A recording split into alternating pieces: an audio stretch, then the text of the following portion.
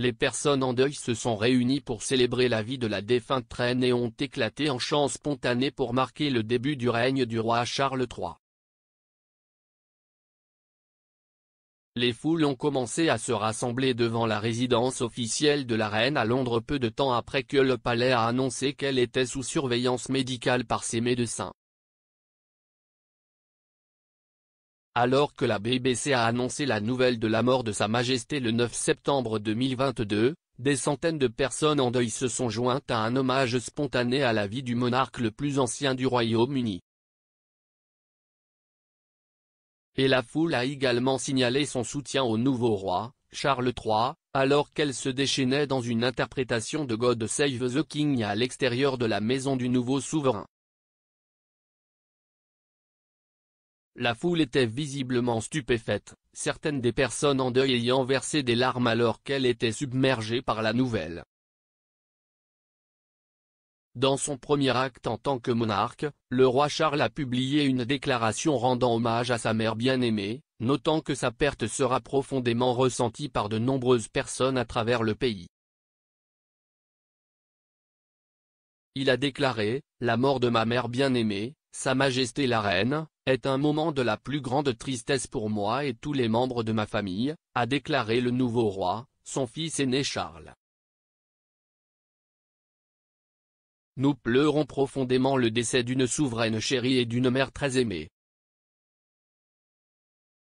Je sais que sa perte sera profondément ressentie dans tout le pays, les royaumes et le Commonwealth, et par d'innombrables personnes à travers le monde. Le palais de Buckingham a déclaré que le roi Charles III et son épouse Camilla, la reine consort, resteraient au château de Balmoral avant de retourner à Londres vendredi, date à laquelle il devrait s'adresser à la nation. À la mort d'Élisabeth, Charles est automatiquement devenu monarque du Royaume-Uni et chef d'État de 14 autres royaumes, dont l'Australie, le Canada et la Nouvelle-Zélande. Des hommages ont afflué de tout le Commonwealth et au-delà, les dirigeants mondiaux célébrant l'héritage de la reine pendant 70 ans sur le trône. Le président américain Joe Biden et la première dame Jill Biden ont déclaré, dans un monde en constante évolution, elle était une présence constante et une source de réconfort et de fierté pour des générations de Britanniques, dont beaucoup n'ont jamais connu leur pays sans elle, ont-ils déclaré. Dans un rapport. Son héritage occupera une place importante dans les pages de l'histoire britannique et dans l'histoire de notre monde.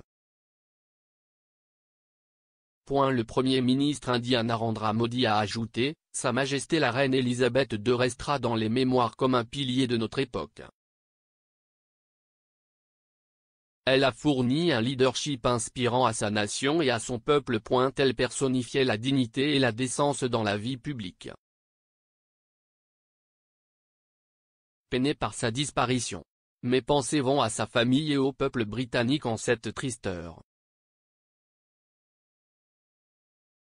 Et le Premier ministre canadien Justin Trudeau a déclaré, CIST avec le cœur le plus lourd que nous avons appris le décès de la plus ancienne souveraine du Canada, Sa Majesté la Reine Elisabeth II.